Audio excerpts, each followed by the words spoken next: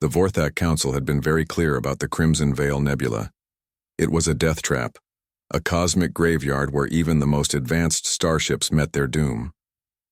For 3 centuries, every species in the Galactic Coalition had heeded the warning.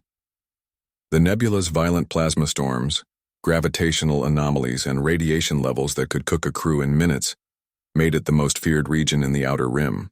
Captain Zethkar of the hegemony patrol vessel Sovereign's Pride had been stationed at the nebula's perimeter for 2 standard cycles, ensuring no foolish explorers violated the interdiction zone. In all that time, nothing had entered or exited the roiling crimson mass of stellar debris and ionized gas, until today. Captain. His sensor operator's voice cracked with disbelief. I'm reading a massive energy signature emerging from the nebula's core. Zethkar's 4 eyes focused on the tactical display, his chitinous fingers tapping nervously against his command console. Impossible. Run a full diagnostic on the sensors. Sir, diagnostics are clean. Whatever's in there, it's big, and it's moving fast. The view screen flickered to life, showing the nebula's angry red swirls. For a moment, nothing seemed different.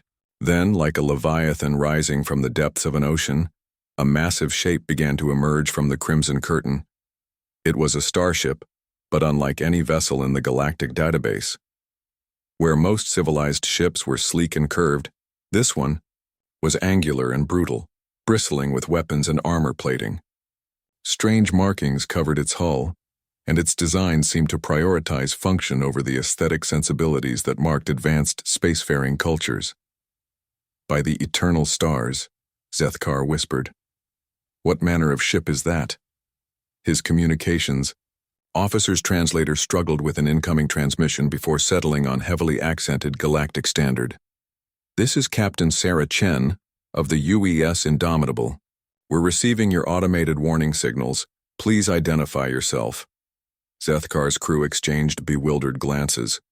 The ship's translator had never encountered this language before, suggesting first contact with an unknown species. But how had they survived the nebula? Unknown vessel, Zethkar transmitted.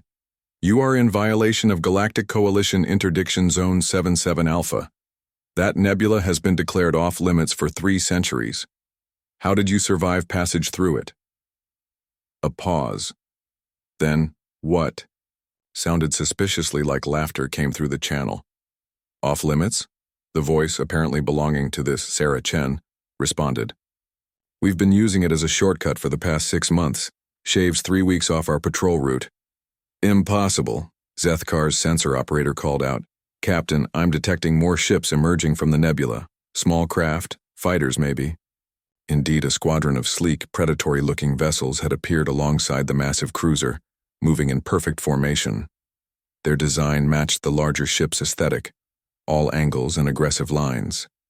Captain Chen, Zethkar transmitted, his voice taking on the formal tone reserved for first contact protocols.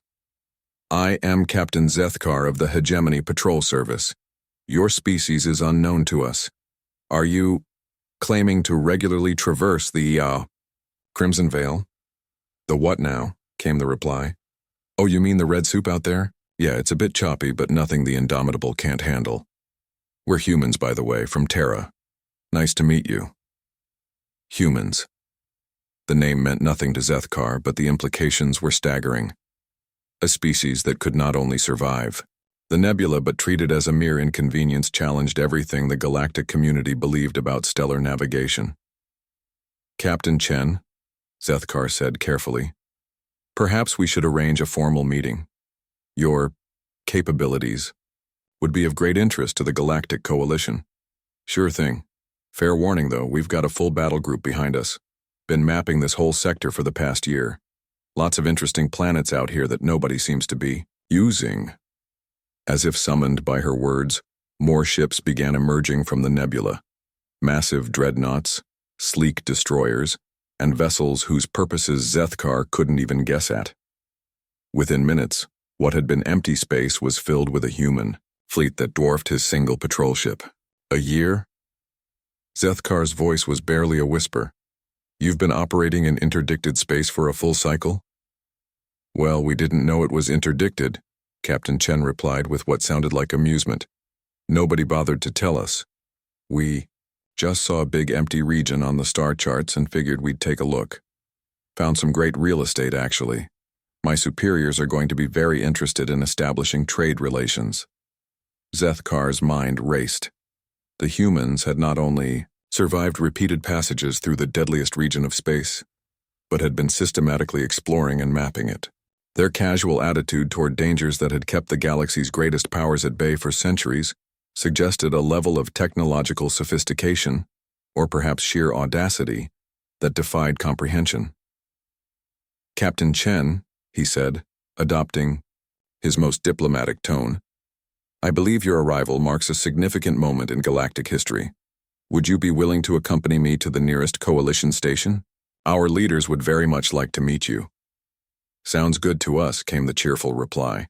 We're always interested in making new friends. Though I should probably mention, we've already made contact with a few species in the systems beyond. The Nebula. Nice folks, once you get past the language barrier, they seem surprised to see us too. As the human fleet moved into formation around his ship, Zethkar realized that everything the galaxy thought it knew about the limits of space travel had just changed. These humans hadn't just violated an interdiction zone, they had made it their personal highway. He opened a priority channel to Coalition Command. This was going to be a very interesting report to file. The universe had just gotten a lot smaller and a lot more interesting.